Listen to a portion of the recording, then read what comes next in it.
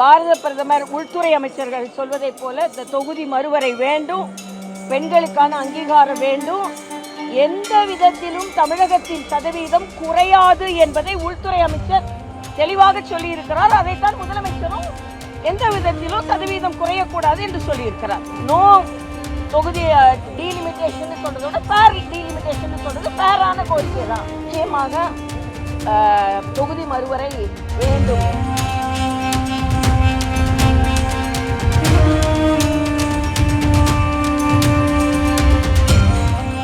அது மாதிரி இந்த ஆறுகளை இணைத்தா, கோதாவரி, பிரம்மபுத்திரா, காவிரி இணைத்தா 100 ஆண்டுகளுக்கு நமக்கு தண்ணி பிரச்சனை இருக்காது அப்படின்னு மரியாதைக்குரிய உள்துறை அமைச்சர் சொல்லி இருக்கிறாங்க.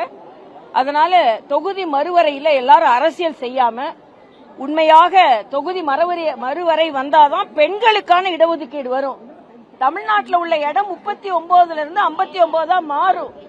200 பெண்களுக்கு பாராளுமன்ற உறுப்பினர்களாக வருவதற்கு வாய்ப்பு இருக்கும். மீனாட்சி அம்மன் கோயில்ல கும்பிட்டு விட்டு சொல்றேன், பெண்களுக்கான வாய்ப்பு கிடைக்க வேண்டும்.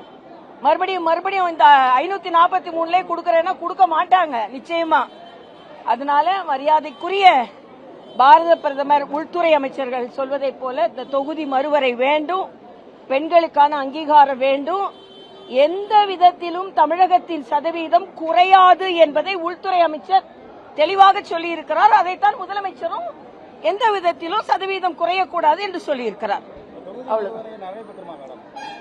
நிச்சயமா நிறைவேற்றப்படணும். அதற்கு எல்லாரும் உதவி செய்யணும்.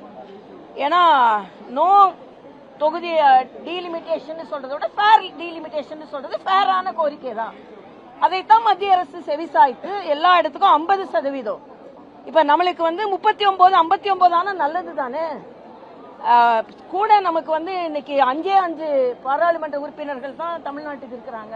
அதிகமான பேர் வருவாங்க. இன்னைக்கு 234ல 34 பெண்கள் உறுப்பினர்கள் தான் இருக்கிறாங்க.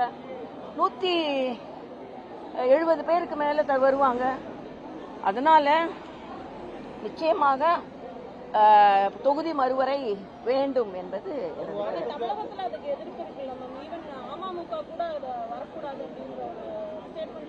இல்ல. அவங்க கருத்தை சொல்லலாம். ஆனா எல்லாருமே நீங்க பாத்தீங்கன்னா இன்னைக்கு வேண்டான்னு சொன்னவங்க கூட நியாயமா தானே சொல்றாங்க. நியாயமா தானே இன்னைக்கு நேரம் 50% கூடும் பொழுது வடமாநிலத்துக்கும் கூடும். நமக்கு கேரளாவுக்கு பாத்தீங்கன்னா 20ல இருந்து 30 ஆகும். நமக்கு 39ல இருந்து 59 ஆகும். 20 பாராளுமன்ற உறுப்பினர்கள் மக்களுக்கு அதிகமாக சேவை செய்வது நல்லது தானே.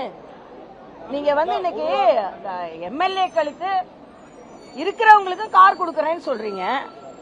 அப்ப இல்லாத மக்களை சென்று பார்க்கிறதுக்கு பாராளுமன்ற உறுப்பினர்கள் வரக்கூடாதுன்னா என்ன? அதாவது கொடுத்ததெல்லாம் கொடுத்தார். யாருக்காக கொடுத்தார்?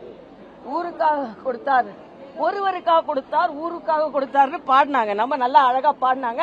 ரொம்ப புதிய சட்டமன்ற உறுப்பினர். ஆனா கொடுத்ததெல்லாம் கொடுத்தார், இருப்பவருக்கே கொடுத்தார், இல்லாதவருக்காக கொடுத்தார் அப்படின்னு கேள்வி கேட்கணும். நீங்க பாத்தீங்கன்னா ஒருத்தருக்கு 15 கார் இருக்கு, கேள்வி கேட்டவருக்கே 2 கார் இருக்கு. ஆக மக்கள் வரி பணத்தை சரியா நிர்வகிக்கணும் அப்படின்றது எனது கருத்து. ஆக நீங்க தேர்ந்தெடுக்கப்பட்டவர்களுக்கு இவ்வளவு கொடுக்கறேன்னு சொல்றீங்க. ஆனா மக்களை பாக்குறதுக்கு கூட பாராளுமன்ற உறுப்பினர்கள் தேர்ந்தெடுக்கப்படணும்னு சொன்னா ஏன் அதை எதிர்க்கிறீங்கன்னு எனக்கு தெரியல. அதனால தொகுதி மறுவரை வேணும். ஏன்னா பெண்களுக்கு இடஒதுக்கீடு கிடைப்பதற்காகவாவது தொகுதி மறுவரை வேண்டும் என்பது எனது கருத்து.